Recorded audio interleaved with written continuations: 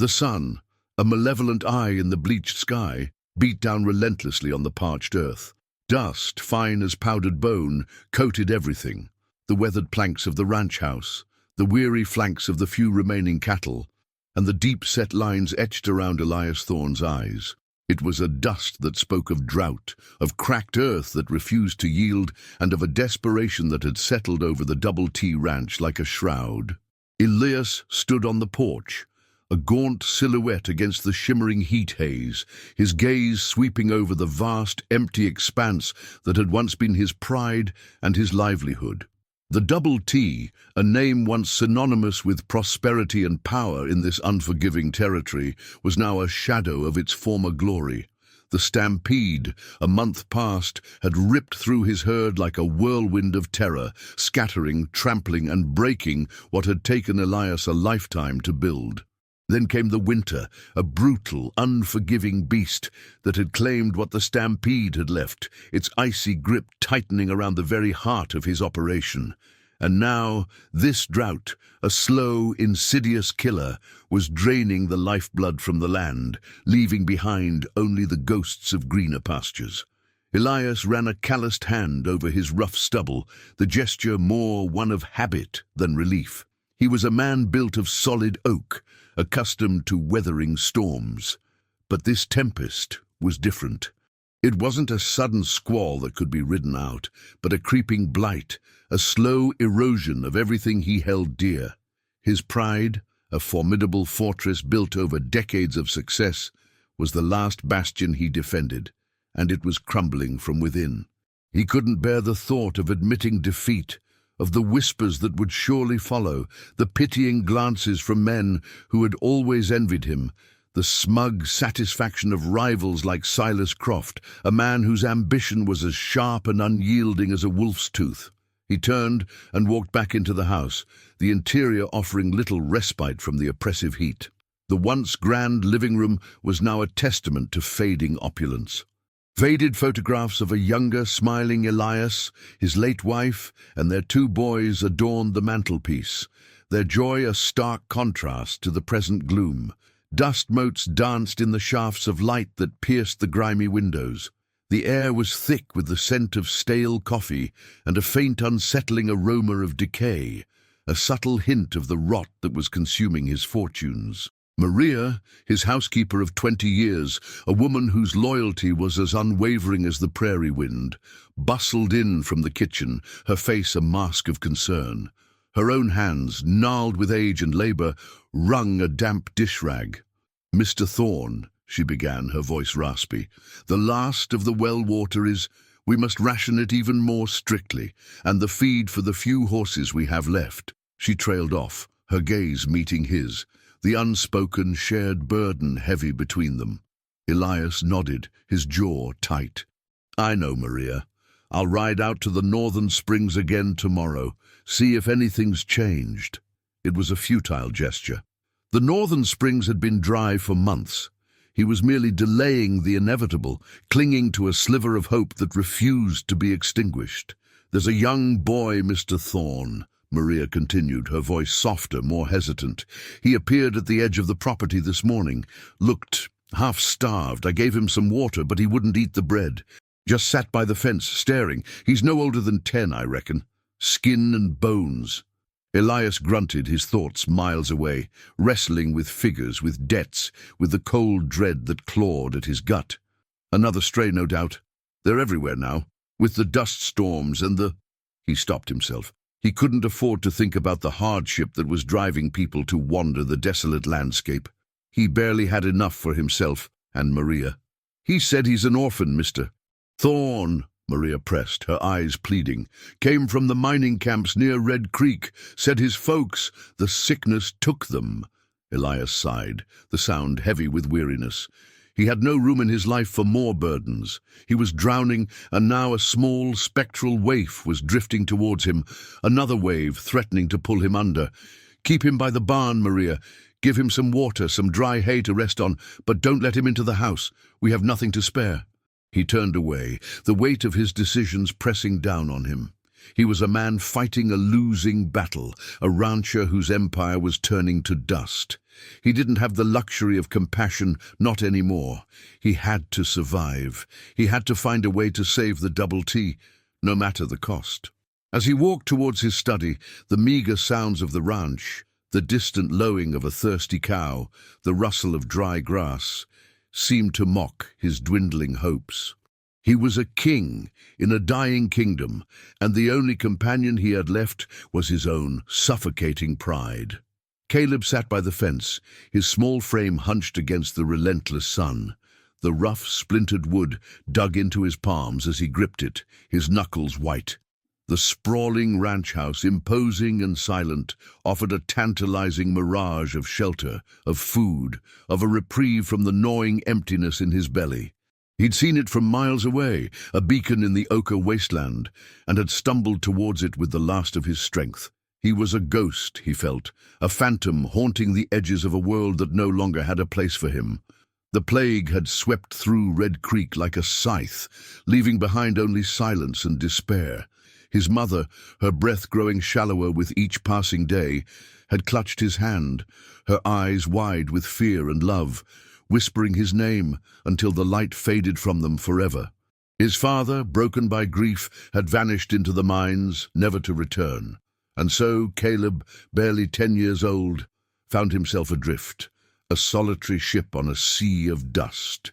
The woman, Maria, had appeared like a kindly apparition, her face etched with lines of a life lived hard, but her eyes held a warmth that Caleb hadn't seen in weeks. She had given him water, cool and life-giving, from a pail that seemed impossibly heavy. He had drunk it greedily, the cool liquid a balm to his parched throat. She had offered him bread, dense and filling, but his stomach, so long accustomed to the gnawing ache of hunger, seemed to have forgotten how to accept such generosity. He could only manage a few hesitant bites before pushing it away. "You gotta eat, child," Maria had urged, her brow furrowed with concern. "You're too thin. Look like you'll blow away with the next gust." Caleb had just shaken his head, his gaze fixed on the distant figure of a man standing on the porch of the grand house. The man was tall, broad-shouldered, with a stern face and a posture that spoke of authority, but there was a weariness about him, a tension that even Caleb, with his limited understanding of adult burdens, could sense. He was the master of this domain, the one who held the keys to its sustenance. Maria had sighed, a sound of resignation.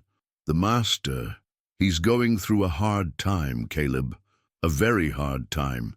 He's not himself lately." She then turned back towards the house, a flicker of something akin to pity in her eyes as she glanced back at the boy. "Stay here by the barn. I'll bring you some more water, and don't cause any trouble." Caleb watched her go. Then his eyes returned to the man on the porch. He remained there, a statue of a man, his gaze fixed on the horizon as if searching for something lost. Caleb's hunger was a dull throb now, a constant companion, but a new sensation began to stir within him, a prickle of unease, a sense of danger radiating from the man. Yet, beneath that, a desperate, almost primal urge. He was hungry, so impossibly hungry. His small, trembling hand, stained with dust and grime, reached out as if to grasp at the distant figure. He didn't understand why, but he felt a connection, a flicker of shared desolation. The man seemed as lost and adrift as he was, albeit in a different, grander way. Caleb's stomach gave a painful lurch, a sharp reminder of his immediate need. He couldn't think, couldn't reason. All he knew was the desperate emptiness. Gathering the last vestiges of his courage, Caleb pushed himself away from the fence. His legs felt wobbly, his vision swam for a moment, but he forced himself forward, one shuffling step after another, towards the man who stood silhouetted against the blinding sun. He approached the porch slowly, his small shadow elongating behind him. The man didn't move, his gaze still fixed on the desolate landscape. Caleb reached the bottom step. He looked up, his heart pounding a frantic rhythm against his ribs. The man's face, when he finally turned, was a roadmap of hardship, his eyes hard and distant. Caleb's voice, a reedy whisper, cracked as he spoke, the words torn from the depths of his desperate soul. "Please," he croaked, his voice barely audible above the whisper of the wind, his small grubby hand reaching out, not for food, not for shelter, but for something intangible, a plea for recognition, for a sliver of kindness, a connection in the vast, indifferent wilderness. "Please help me." The words hung in the air, fragile and raw, a stark contrast to the man's imposing presence. Elias Thorne, the proud, ruined rancher, found himself frozen, his gaze locked on the gaunt, pleading face of the orphan boy, a small, desperate hand reaching out to him. The dust swirled around them, a silent witness to the unlikely encounter that had just begun.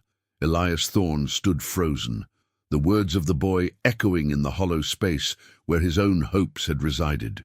"Please help me." It was a simple plea, born of desperation, yet it struck Elias with the force of a physical blow. He was accustomed to demands, to the boisterous negotiations of cattle barons and the curt commands of his ranch hands. But this was different. This was a naked, unvarnished cry for humanity delivered by a child whose eyes held the ancient weariness of a world that had already broken him. His first instinct, ingrained by the harsh realities of his current predicament, was to recoil, to dismiss, to tell Maria to send the boy on his way. He had nothing to give. He was himself on the brink of ruin. But the boy's small, dirt-stained hand outstretched towards him held him captive. It was a hand that had likely held nothing but dust and despair for weeks, a hand that dared to reach out for a lifeline, however fragile. He saw not just a hungry orphan, but a reflection of his own desperate struggle. The boy was starving, yes, but Elias felt a deeper hunger within himself, a hunger for purpose, for a reason to fight beyond the grim calculus of debt and foreclosure.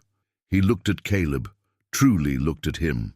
The boy was a walking skeleton, his ribs sharp beneath threadbare clothes, his face a mask of hunger and fear. Yet in his eyes there was a flicker of something unyielding, a stubborn spark of life that Elias, in his own despair, had almost extinguished in himself. Elias's jaw tightened, a silent battle raging within him. Pride warred with a long, dormant compassion. He was a man who had built an empire, who had commanded respect. Now he was being asked to beg, not for himself, but for the very survival of his ranch. But this boy was not asking him to save his ranch. He was asking for something far simpler, far more profound. He lowered his gaze from Caleb's outstretched hand to the boy's face.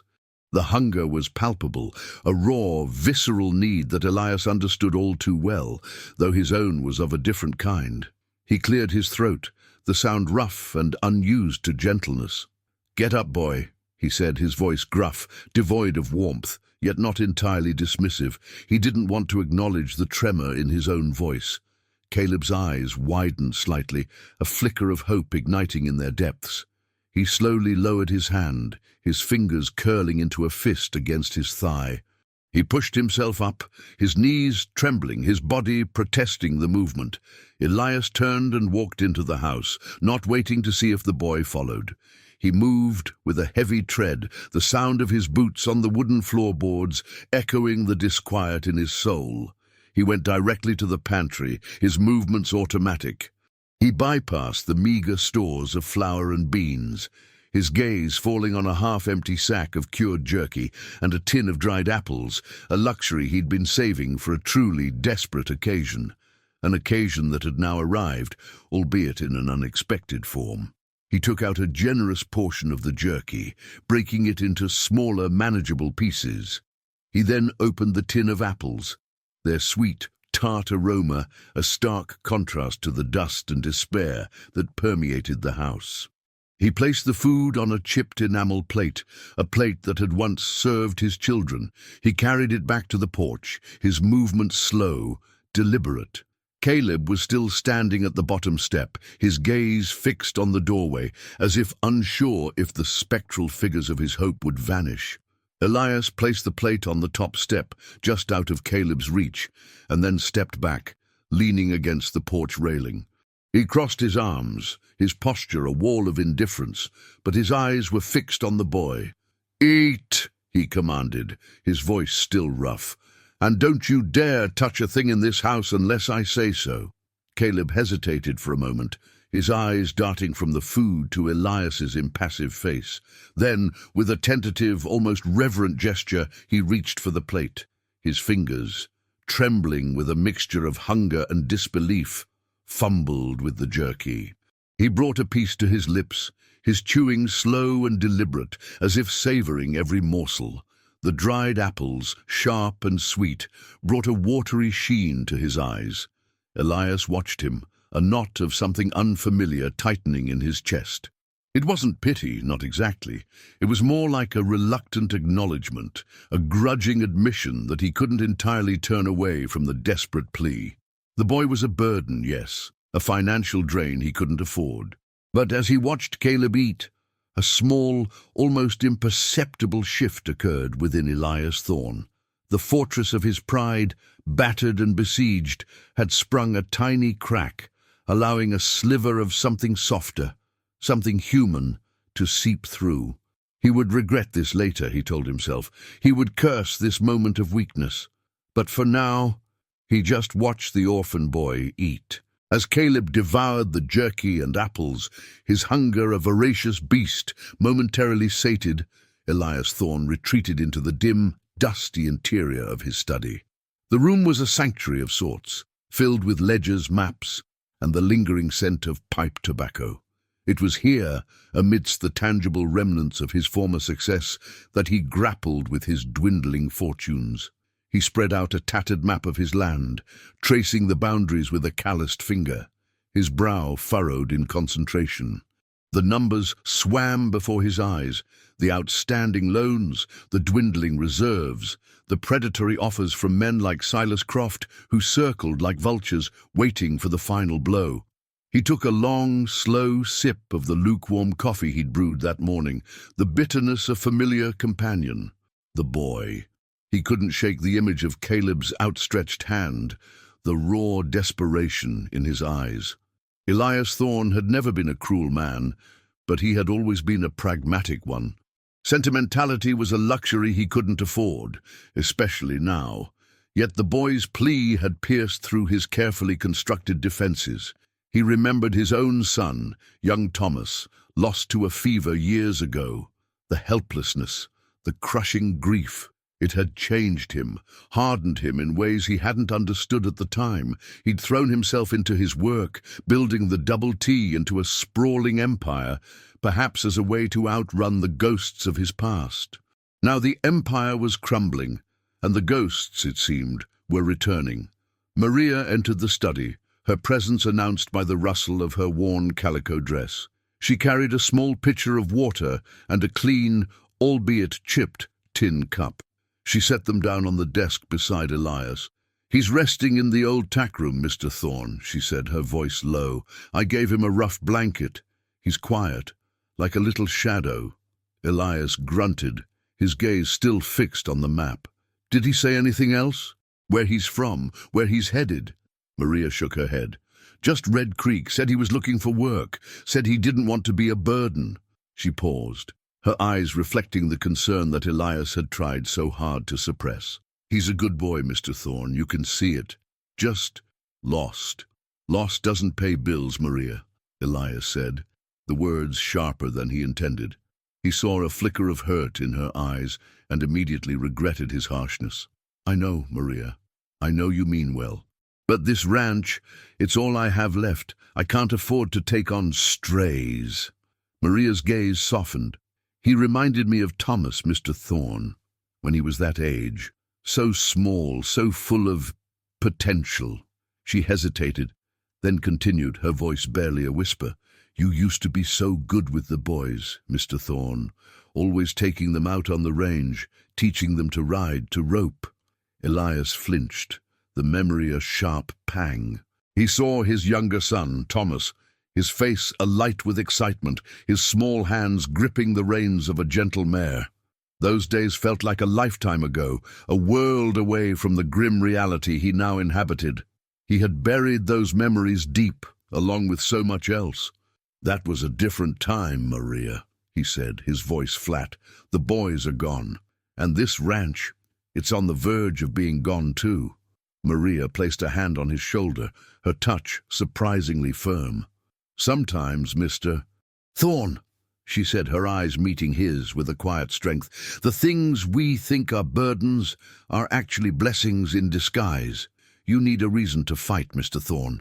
Perhaps this boy is that reason.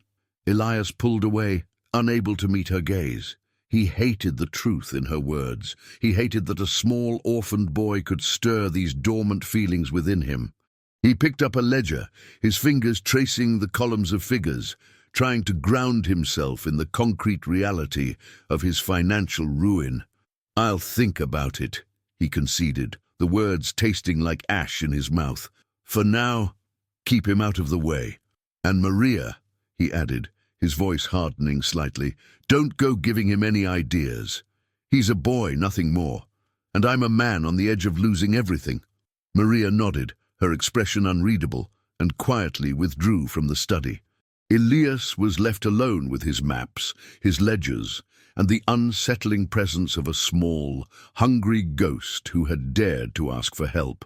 The whispers of the past, once silenced, were beginning to stir, and he feared they might be calling him back to a humanity he thought he had long since abandoned. The air in the town of Redemption Gulch was thick with the smell of cheap whiskey, stale sweat, and the ever-present undertow of desperation. Elias Thorne rode into town, not with the swagger of a prosperous rancher, but with the furtive air of a man trying to outrun his own shadow. His worn leather saddlebags held documents that represented the last vestiges of his dwindling assets, a grim offering he was forced to present to his creditors. The Double T Ranch, once a sprawling testament to his success, was now a collection of debts and demands. He dismounted in front of the Redemption Bank, a squat, imposing building that seemed to swallow the sunlight. As he tied his horse to the hitching post, a voice, smooth as aged whiskey and sharp as broken glass, cut through the midday din. "Well, well, Elias. Fancy seeing you in this neck of the woods. Come to admire our little slice of heaven, have you?" Elias turned, his jaw tightening. Silas Croft stood leaning against the bank's sturdy oak door, a self-satisfied smirk playing on his lips. Croft was a man who seemed to thrive in the shadows of others' misfortunes.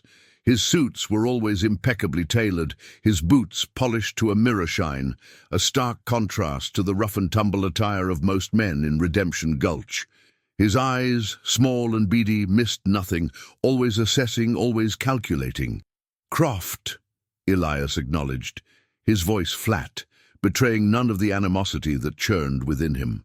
Croft had been his rival for years, a man whose methods were as unscrupulous as his ambition was boundless. Elias had always managed to stay one step ahead until now. "Heard things about the Double T," Croft continued, his smirk widening. "Tough times, Elias. That stampede, the winter. Nature's been unkind. And the drought, of course. Seems like the good Lord's turned his back on you." "I'm here to settle my accounts, Croft," Elias said, cutting him off. He refused to give the man the satisfaction of seeing his desperation. Croft chuckled, a dry, rustling sound. "Always direct, aren't you? Shame. I was hoping to have a more amicable discussion, about the future of your spread. I've been looking for a good investment, a large piece of land with potential." He gestured vaguely towards Elias's direction. Elias's eyes narrowed. "The Double T is not for sale, Croft." "Everything's for sale, Elias, if the price is right," Croft said, stepping away from the door and circling Elias like a predator. "And I have a feeling your price is becoming quite flexible, especially with those banks breathing down your neck. I hear they're not as patient as I am." "I'll manage," Elias said, his voice hardening. He knew Croft was probing, trying to gauge the depth of his troubles. He wouldn't give him any ammunition. "Will you?" Croft stopped in front of him, his gaze intense. "Because I have a proposition, Elias. A lifeline, you could call it. I'm willing to step in, clear your debts, give you some breathing room. All I ask for in return is a controlling interest in the Double T. A partnership, if you will." Elias scoffed. "A partnership?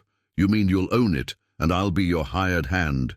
"Don't be so dramatic, Elias," Croft said, his voice losing its smooth veneer, a hint of menace creeping in. "Think of it as saving the double T from the wolves. I'd be preserving your legacy, and in return, I'd get a fair return on my investment. A very fair return." Elias felt a cold dread creep into his gut. Croft wasn't just a rival. He was a viper.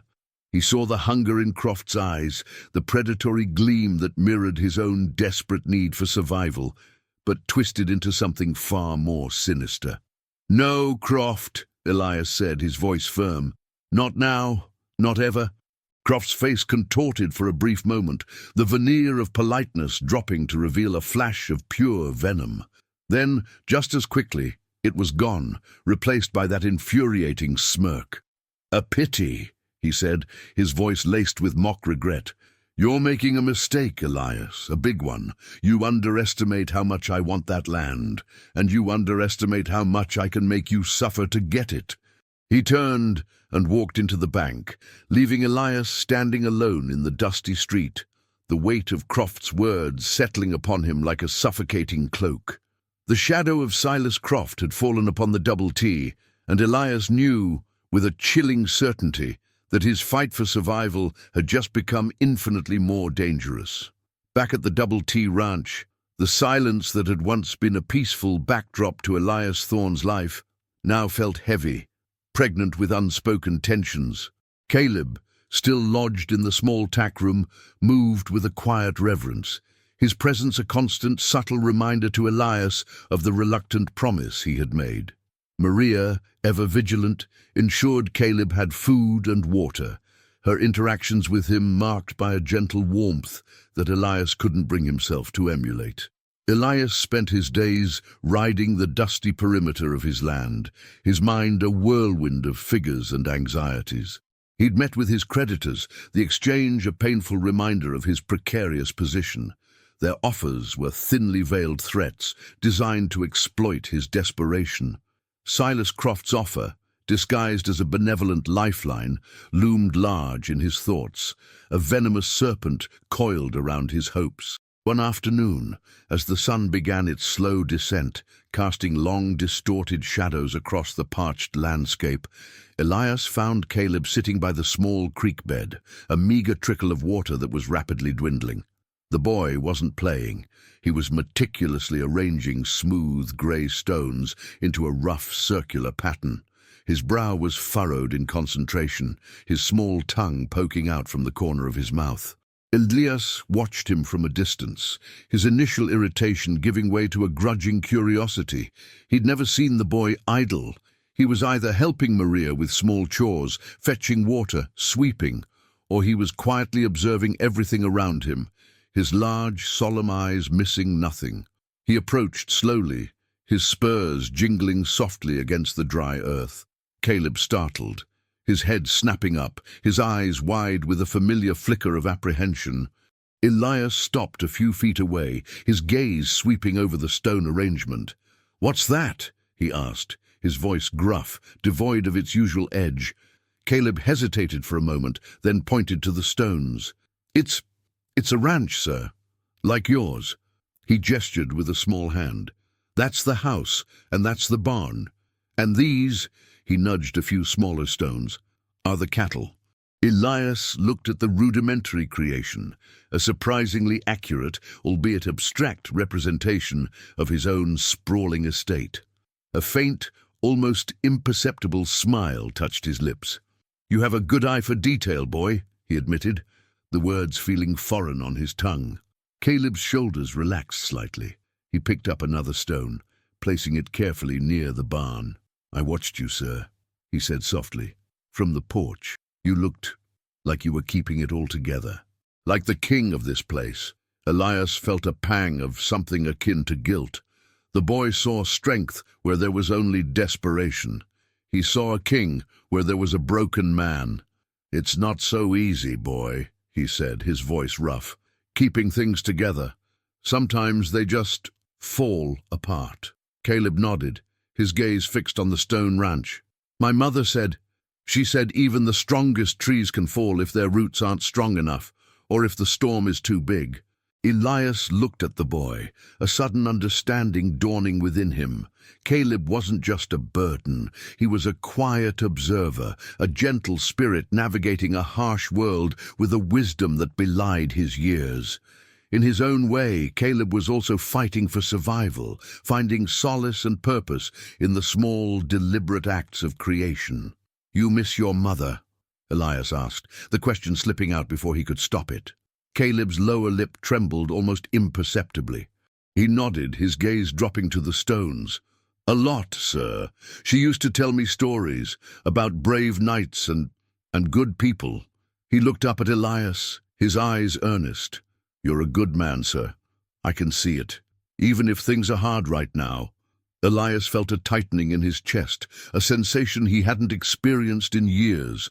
It was the echo of a kindness he had once offered, and the unexpected reflection of it now returned to him. He looked at Caleb, at the vulnerability and unwavering belief in his eyes, and for the first time, Elias Thorne saw not just an orphan boy, but a chance to be more than just a desperate rancher clinging to the wreckage of his life, a chance to be the good man Caleb believed him to be. He didn't offer the boy a permanent home, not yet. He didn't make any grand promises. But as he turned and walked back towards the house, leaving Caleb to his stone ranch, a silent, unspoken agreement had been forged between them. Elias would protect this boy, not out of obligation, but out of a nascent sense of responsibility, a rekindled spark of humanity. And Caleb, in his quiet, unassuming way, would offer Elias something he desperately needed, a reason to fight, a reason to believe that even in the dust and despair, something good could still take root and grow. The next morning dawned with a harsh, unforgiving glare, mirroring the grim reality Elias Thorne faced. He had spent a sleepless night, the image of Silas Croft's smirking face seared into his mind. Croft's thinly veiled threats were no longer just words. They were a tangible menace, a wolf circling the weakened herd. Elias knew he couldn't afford to be caught off guard. He needed to shore up his defenses, both financial and, if necessary, physical.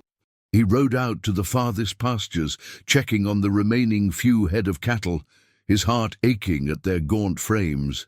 The drought had taken its toll, and every day was a struggle to find enough water and feed.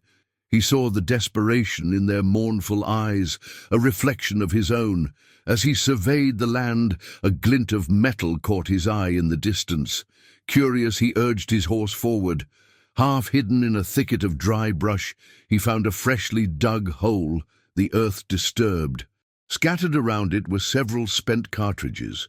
Someone had been practicing their aim, and not in a sporting manner. The bullets were small caliber, the kind favored by varmint hunters, but the placement of the holes suggested a more deliberate target. They were aimed towards the main ranch house. A cold knot of fear tightened in Elias's stomach. This was no random act. This was a warning. Croft, true to his word, was beginning to make good on his threats. He wanted Elias to know that his enemies were closing in, that his sanctuary was no longer safe.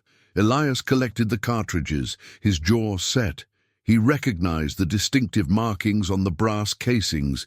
Cheap, mass-produced ammunition, readily available to anyone with a few dollars and a malicious intent. This wasn't the work of a seasoned gunman, but of someone careless, someone eager to send a message. He rode back to the ranch, his mind racing. He had to protect Caleb.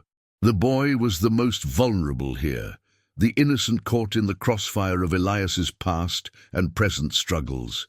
He found Maria in the kitchen, her face etched with worry. "Maria," Elias began, his voice low and urgent, "has anyone unfamiliar been around the ranch these past few days? Anyone you didn't recognize?" Maria paused, her hand hovering over a bowl of mashed potatoes. "No, Mr. Thorne, just the usual dust and heat, and the boy." She looked at him, her eyes searching his face. "You found something, didn't you?" Elias showed her the cartridges, Someone's been practicing their shooting, aimed towards the house. Maria's face paled. Oh, merciful heavens! Is it him, Croft?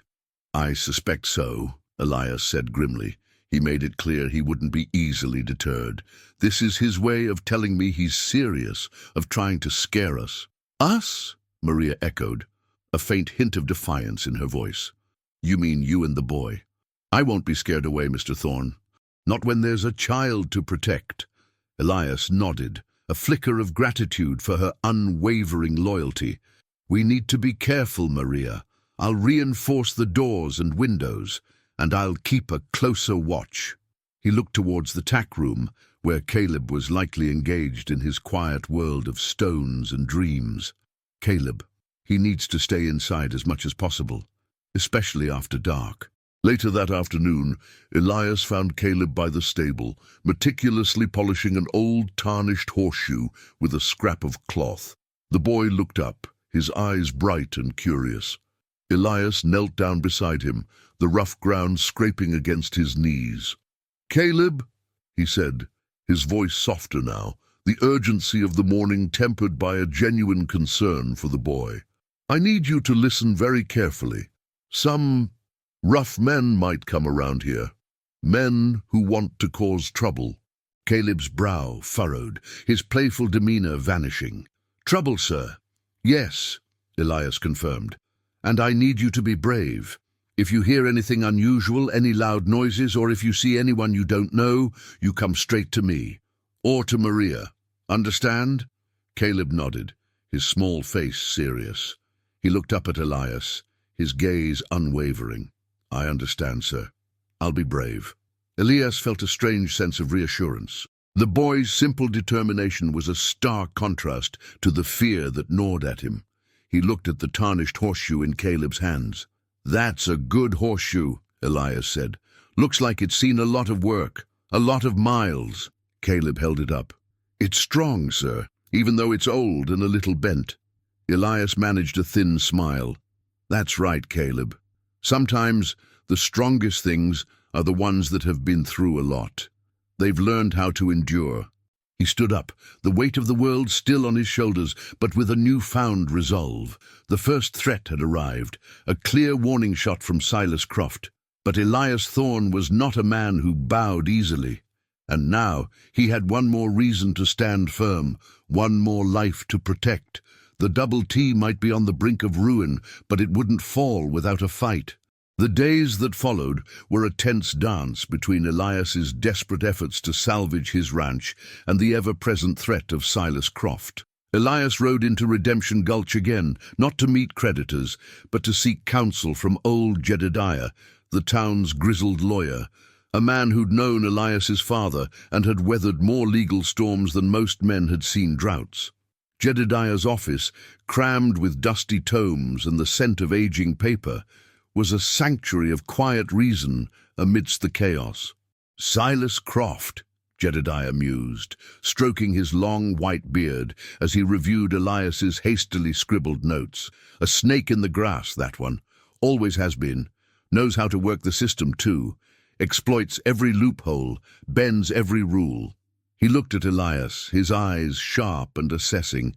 "He's been sniffing around your land for months, Elias, making discreet inquiries. He wants the Double T and he's willing to play dirty to get it." "He sent a warning, Jedediah," Elias said, recounting the incident with the cartridges. "He's trying to scare me off, to make me desperate enough to sell cheap." Jedediah nodded gravely. "That's his modus operandi. Make life unbearable, then offer a solution. Don't fall for it, Elias, not for a moment. Your best bet is to try and secure new financing, or at least restructure your current debts. Is there anyone else you can turn to?" Elias shook his head. "Most of the banks are already spooked, and the few ranchers who might have the capital, they're either in similar straits or too close to Croft."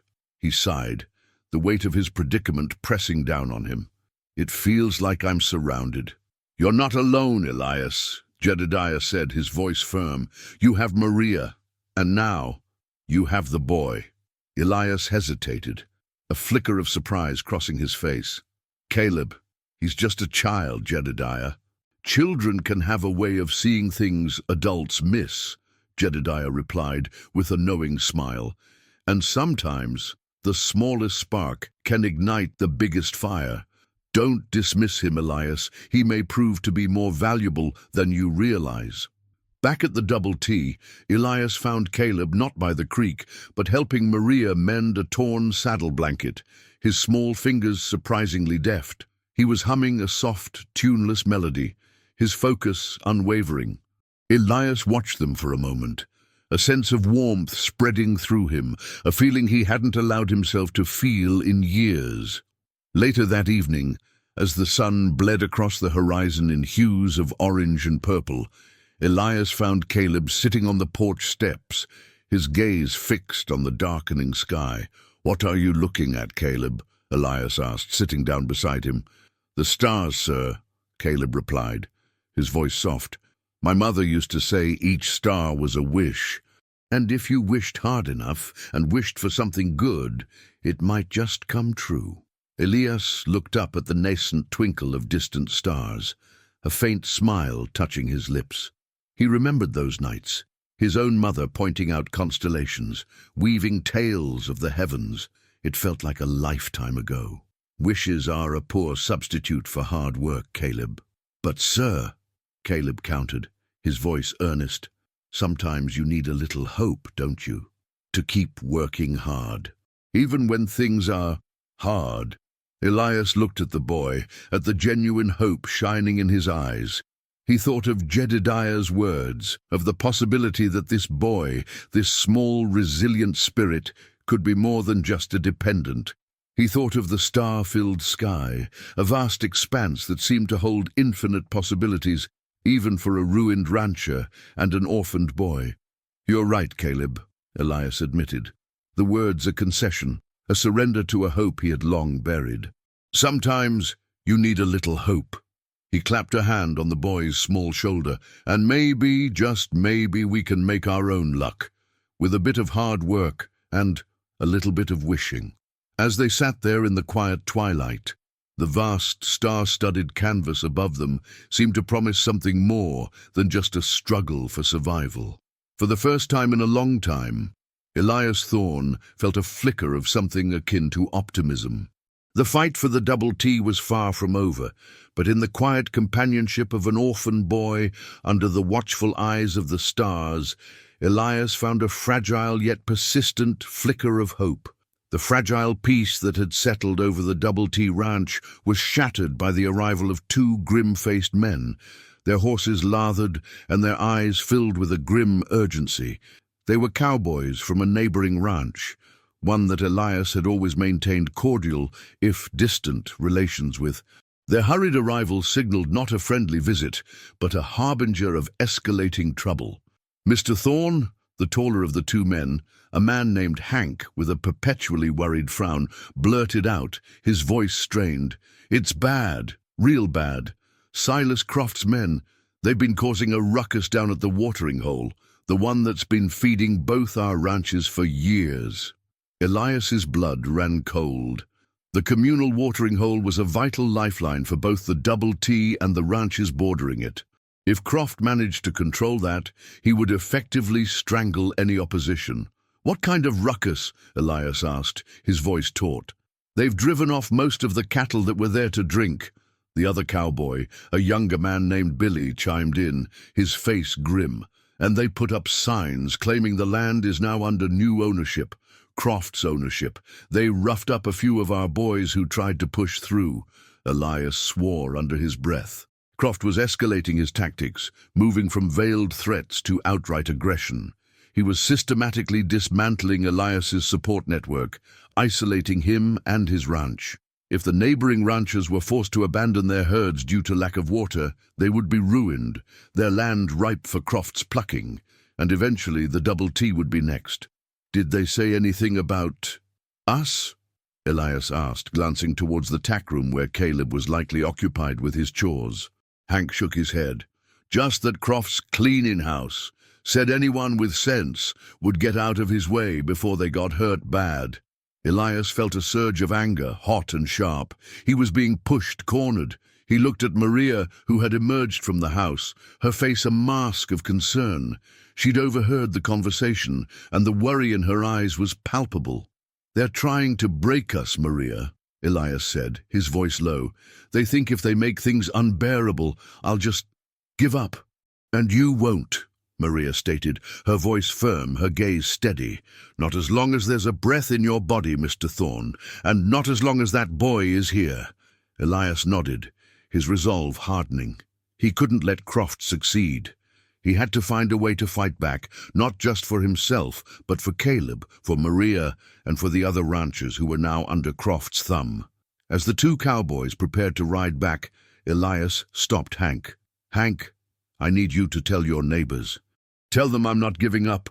Tell them we need to stand together. If Croft cuts off the water, we all suffer. But if we band together, maybe we can push back." Hank looked hesitant. "Mr. Thorne, they're scared. Croft's men are rough, and they're armed." "So are we, Hank," Elias said, his gaze unwavering. "And we have something Croft doesn't have. We have each other, and we have something to lose that he can't understand." Hank nodded slowly, a flicker of hope in his eyes. "I'll tell them, Mr. Thorne. I'll tell them you're still fighting."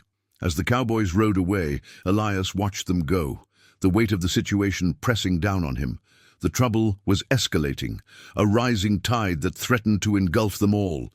He knew that Silas Croft would not stop until he had everything he desired, but Elias also knew that he couldn't back down. He looked towards the tack room, the small, quiet space where Caleb found solace. He was fighting for more than just his land now. He was fighting for a future, for a sense of decency in a world that seemed determined to crush it. The storm was gathering, and Elias Thorne, with his unlikely companions, was preparing to weather it. The news from the watering hole spread like wildfire through the scattered ranches. Croft's aggressive move was a direct challenge, and the unease that had simmered for weeks began to boil over into open defiance. Elias, armed with the unified resolve of his neighbors, felt a surge of strength he hadn't experienced in months. The Double T was no longer an isolated beacon of struggle. It was the rallying point for a community facing a common enemy. Elias, Maria, and Caleb worked tirelessly. Elias reinforced the ranch house, boarding up windows that offered little more than symbolic protection. Maria, her usual gentle demeanor replaced by a steely resolve, gathered what supplies they could spare: dried meats, beans, water jugs, and first-aid necessities. Caleb, no longer a timid observer, proved invaluable. His small size allowed him to slip through tight spaces, checking fences, securing gates, and relaying messages between Elias and Maria without drawing undue attention. His quiet diligence was a constant source of encouragement. One evening, as a dust storm began to whip around the ranch house, painting the sky in ominous shades of ochre and crimson, Elias stood on the porch, scanning the horizon. The wind howled, a mournful prelude to the brewing conflict. Jedediah had arrived earlier, his presence a calm anchor in the rising tide of anxiety. He carried with him legal documents, carefully worded, meant to challenge Croft's predatory claims on the water rights. But they would require time Elias suspected they might not have. "They're coming, Elias," Jedediah said, his voice barely audible above the wind's roar. "Hank rode in just before the storm hit. Croft's men are making a move tonight. They're not just trying to scare us anymore. They're coming to take what they want." Elias nodded, his hand resting on the stock of his rifle. His heart pounded not with fear, but with a fierce protectiveness. He glanced back at the house, where the warm glow of lamplight spilled from the windows, a beacon of defiance against the encroaching darkness.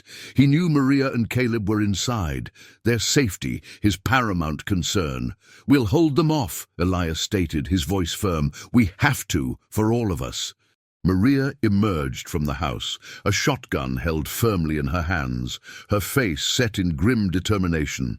"I'm not leaving, Mr. Thorne," she declared, "not while there's a fight to be fought." Caleb followed her, his small face pale but resolute. He carried a sturdy oak stick, its end sharpened to a crude point. "I'm not scared, sir," he said, his voice clear despite the wind's fury. "I'll help." Elias looked at them, at the quiet courage in their eyes, and felt a profound sense of gratitude. He was not alone. He had a ragtag band of defenders, united by a common threat and a shared will to resist. The storm outside raged, mirroring the tempest that was about to break upon the Double T Ranch. But within its walls, a different kind of storm was brewing, a storm of defiance, fueled by the unwavering spirit of a ruined rancher, a loyal housekeeper, and an orphaned boy who had dared to ask for help. The fight for the Double T had reached its boiling point. The night descended like a shroud, thick and suffocating, broken only by the relentless howl of the wind and the eerie, distant cries of coyotes. Inside the Double T Ranch house, a tense silence reigned, punctuated by the nervous shifting of feet and the creak of aging timber. Elias, Jedediah, Maria, and a handful of brave neighboring ranchers who had heeded Elias's call were hunkered down, their faces illuminated by the flickering lamplight. Outside, in the swirling dust and darkness, Croft's men, a motley crew of hired guns and desperate opportunists, began to circle the ranch. Elias positioned his men strategically. 2 were stationed in the loft of the barn, providing a commanding view of the approach. 2 more were at the windows of the house, their rifles at the ready. Elias himself, along with Jedediah and Maria, remained in the main room near the sturdy oak door. Caleb, his sharp eyes missing nothing, was tasked with watching the small barred window in the pantry, his small voice a crucial early warning system. The first sign of Croft's men was a series of dark shapes moving through the swirling dust, their horses' hooves muffled by the sand. Then a single gunshot split the night, shattering the fragile peace. It was followed by another and another, the bullets thudding against the ranch house walls, chipping away at the wood, chipping away at their resolve. "They're trying to pin us down," Elias called out, his voice steady despite the adrenaline coursing through him. "Don't return fire unless you have a clear shot. We don't want to give them any more reason than they already have." The night became a terrifying symphony of gunfire, the crack of rifles echoing across the darkened plains. Elias and his men returned fire sparingly, aimed shots meant to deter, not to kill unnecessarily. They were defending their homes, their livelihoods, not engaging in a bloodbath. Suddenly, Caleb's voice, thin but clear, pierced through the din. "Someone's at the back door, trying to pry it open." Elias and Maria reacted instantly. They moved towards the rear of the house, their rifles raised. The heavy oak door, reinforced by Elias's hasty efforts, groaned under the assault. Splinters flew as an axe or perhaps a crowbar battered against it. "Jedediah!" Elias roared. "Keep them pinned down at the front." Jedediah, surprisingly nimble for his age, responded with a volley of shots from the main room window, drawing the attention of any men lurking there. Elias and Maria aimed their rifles at the straining back door. The sounds of splintering wood grew louder, closer. Just as the door began to buckle inward, revealing the glint of metal and the menacing shadows of Croft's men, a sudden deafening roar erupted from the direction of the barn. It wasn't gunfire. It was something far more chaotic, a diversion. The men in the loft had set off a series of firecrackers and loud bangs, creating a sudden disorienting cacophony that momentarily drew the attackers' attention. In that precious instant of distraction, Elias and Maria fired. 2 dark figures crumpled to the ground outside the back door. The assault on the door faltered, the attackers momentarily stunned by the dual onslaught. Elias and Maria scrambled to barricade the weakened door with a heavy wooden table. The siege had begun. The night was far from over, and the true cost of Croft's greed was about to be revealed. The Double T Ranch, a symbol of Elias Thorne's fading fortunes, was now the epicenter of a desperate fight for survival. The first light of dawn painted the eastern sky in muted grays and pale blues, a stark contrast to the violence that had raged through the night. The wind had died down, leaving behind an eerie stillness, broken only by the groans of the wounded and the mournful whimper of a dog. Croft's men, their initial assault repulsed, had retreated into the pre-dawn gloom, their intentions clear. They would regroup, and they would return. Elias, his face streaked with grime and exhaustion, surveyed the damage. The ranch house bore the scars of the night's battle. Bullet holes peppered the walls, and the back door hung precariously on its hinges, a testament to the desperate defense. 2 of Croft's men lay dead in the dust outside the back door, a grim accounting. Inside, miraculously, no one had sustained serious injury, though Maria had a shallow graze on her arm, and Jedediah's spectacles were shattered, forcing him to squint through the fragments. Caleb, his small face etched with a weariness far beyond his years, emerged from the pantry, his eyes wide as he took in the scene. He looked up at Elias, his gaze filled with a mixture of fear and awe. Are they gone, sir?" "For now, Caleb," Elias replied, his voice rough with fatigue. "But they'll be back. We need to be ready." The neighboring ranchers, though shaken, remained steadfast. They had seen firsthand the ruthlessness of Croft's men, and it had solidified their resolve. They knew that if Elias Thorne fell, they would be next. The watering hole, the symbol of their shared struggle, was still under Croft's de facto control, a constant reminder of the immediate threat. Jedediah, squinting through the broken remnants of his glasses, approached Elias. "Elias," he said, his voice strained, "I've reviewed those papers. Croft's claims are flimsy, based on forged documents and threats. But proving it in court will take time. Time we don't have. He's banking on you breaking before then." Elias nodded, his jaw tight. He knew Croft was playing a long game, using intimidation and legal maneuvering to force Elias into submission. "He underestimated us, Jedediah. He underestimated our willingness to fight." As Elias began to organize repairs, a lone rider approached the ranch. It was Hank, his face grim. "Mr. Thorne," he called out, his voice heavy with bad news. "Croft's men. They've seized the watering hole completely. They've dammed up the main channel. And they've posted guards. Anyone trying to get water, they're turning them away, roughing them up. Old man Hemlock's boy, he tried to sneak through and they broke his arm." A wave of despair washed over Elias. This was it. Croft's final gambit. Cutting off the water supply would cripple the surrounding ranches, forcing them to sell their herds for pennies on the dollar or abandon their land altogether. The ripple effect would be devastating. "Damn him!" Elias spat, his voice laced with fury. "He's declared war." Maria, tending to her grazed arm, looked at Elias, her eyes filled with a quiet strength. "We can't let him win, Mr. Thorne, not after everything, not after last night."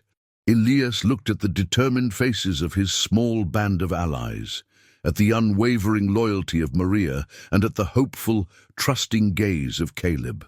He thought of his own pride, the stubborn refusal to ask for help that had nearly led to his ruin. That pride had almost cost him everything, and now it threatened to cost his neighbors their livelihoods. "We have to do something," Elias said, his voice resonating with a newfound resolve. "We can't let Croft dictate our fate. We need to get that water back." He looked at Jedediah. "The law is too slow. We need to act." The decision was made. The defense of the Double T was no longer just about Elias Thorne's survival. It was about reclaiming what was rightfully theirs, about standing united against the rising tide of greed and oppression. The cost of pride had been steep, but the price of surrender would be far greater. The days following the siege were fraught with tension. Croft's men maintained their vigil over the blocked watering hole, their presence a constant, galling reminder of Elias's impotence. The neighboring ranchers, their herds growing increasingly desperate for water, looked to Elias for a solution, their initial defiance slowly giving way to a creeping despair. Elias knew he couldn't delay any longer. The legal battles Jedediah was preparing were their only long-term hope, but immediate action was needed to prevent widespread disaster. Gathered in the ranch house, the air thick with the scent of coffee and worry, Elias, Jedediah, Maria, Hank, Billy, and a few other trusted ranchers huddled around a rough map spread across the table. Caleb, though small, sat with them, his presence a quiet testament to the stakes involved. "Croft's got at least a dozen men guarding the water," Hank reported, his voice grim. "They're dug in, well armed. Going in head-on would be suicide." "We need to be smart," Elias stated, his finger tracing a route on the map. "We can't outgun him, but maybe we can outwit him."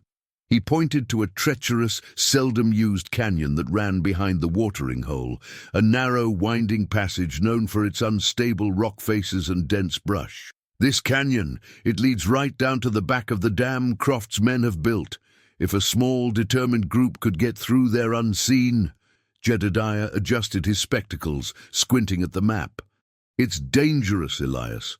Rock slides are common, and if they're spotted, they won't be spotted," Elias interrupted, his gaze fixed on the map. "We'll go at night, under the cover of darkness. A small team, just enough to create a diversion, to damage that dam enough to let the water through." The plan was risky, bordering on reckless. It involved a stealthy infiltration, a risky demolition, and a potential confrontation with Croft's armed guards. But the alternative, watching their herds die and their ranches crumble, was unthinkable. "Who would go?" Billy asked, his voice barely a whisper. Elias looked around the table, his gaze meeting each man's. He saw the fear, but also the dawning resolve. "I'll go," he said, his voice firm. "And Hank, you know this land better than anyone. You're with me. Billy, your steady hand with a rifle will be invaluable." He paused, then looked directly at Caleb, who sat listening intently. "Caleb," Elias said, his voice softening, "you know this ranch, you know the hidden paths. You could guide us through the canyon, scout ahead. Your small size would make you invaluable." Caleb's eyes widened, a flicker of apprehension mixed with a surge of pride. He nodded, his small chin set. "I can do it, sir." Maria stepped forward, placing a hand on Elias's arm. "And I'll be here, Mr. Thorne, to keep the home fires burning. And to make sure no one gets too comfortable thinking we've all gone." Her eyes twinkled with a fierce determination. "I'll handle any unexpected visitors." The plan was set. A small, determined group, armed with their courage, their knowledge of the land, and a desperate hope, would venture into the darkness. They were no longer just fighting for their ranches. They were fighting for their right to survive, for the very spirit of the West that Croft seemed so determined to extinguish. The night would be their ally, and their resolve would be their weapon. Under a sky devoid of stars, hidden by a thick blanket of clouds, Elias, Hank, Billy, and Caleb crept towards the canyon's entrance. The air was heavy with anticipation, the silence amplifying the sound of their own breathing and the crunch of their boots on loose gravel. Caleb, his small frame almost invisible in the gloom, led the way, his knowledge of the terrain uncanny. He navigated the treacherous path with an agility that belied his age, his sharp eyes spotting loose rocks and hidden pitfalls. They moved with agonizing slowness, each step a deliberate act of courage. The canyon walls loomed above them, dark and imposing, their shadows playing tricks on their eyes. The sounds of distant human voices, the low murmur of Croft's men guarding the dam, reached them occasionally, a chilling reminder of the danger they faced. After what felt like an eternity, Caleb signaled for them to stop. They had reached a point where they could see the dam, a crude but effective barrier of logs and earth, illuminated by a single lantern. Two figures stood guard, their silhouettes stark against the faint light. "There," Elias whispered, pointing to a section of the dam that looked weaker, its construction more haphazard. "That's where we'll make our move. Hank, Billy, you create a diversion. Make them think we're coming from the main path. Caleb and I will handle the dam." Hank and Billy nodded, their faces grim. They moved stealthily away, disappearing into the deeper shadows of the canyon. Elias watched them go, his heart in his throat. He then turned to Caleb. "Ready, son?" he asked, his voice a low rumble. Caleb met his gaze, his eyes shining with a mixture of fear and resolve. "Ready, sir." Hank and Billy's diversion was a masterpiece of calculated chaos. A series of well-aimed shots rang out from the main path, followed by shouts and the clatter of horses' hooves. The guards at the dam, startled, turned towards the commotion, their attention drawn away from their post. In that critical moment, Elias and Caleb moved. They scrambled down the steep embankment towards the dam, their hands reaching for the tools they carried, axes, shovels, and a small, tightly wrapped bundle containing blasting powder, a desperate measure Jedediah had procured from a retired miner. Working with frantic speed, they began to hack at the dam's supports. The wood was waterlogged and rotten in places, making their task slightly easier, but the stakes were too high for complacency. Elias swung his axe with powerful, desperate blows, while Caleb used his small shovel to dislodge rocks and earth. Suddenly, a cry of alarm echoed from the main path. The diversion had worked, but not for long enough. One of Croft's men, more alert than the others, had spotted their movement and was now racing towards them, rifle raised. "Go!" Elias yelled to Caleb. "Get back! Get to safety!" But Caleb didn't falter. He grabbed a shovel and began to frantically dig at the base of the dam, dislodging dirt and small rocks. Elias, meanwhile, swung his axe at the remaining supports, aiming to weaken the structure as much as possible before the guard reached them. The approaching guard fired. The shot whizzed past Elias's ear, striking the dam with a dull thud. Elias roared and swung his axe again, the wood groaning in protest. Just as the guard raised his rifle for another shot, Hank and Billy appeared, their own rifles spitting fire. The guard staggered and fell. With the immediate threat neutralized, Elias and Caleb redoubled their efforts.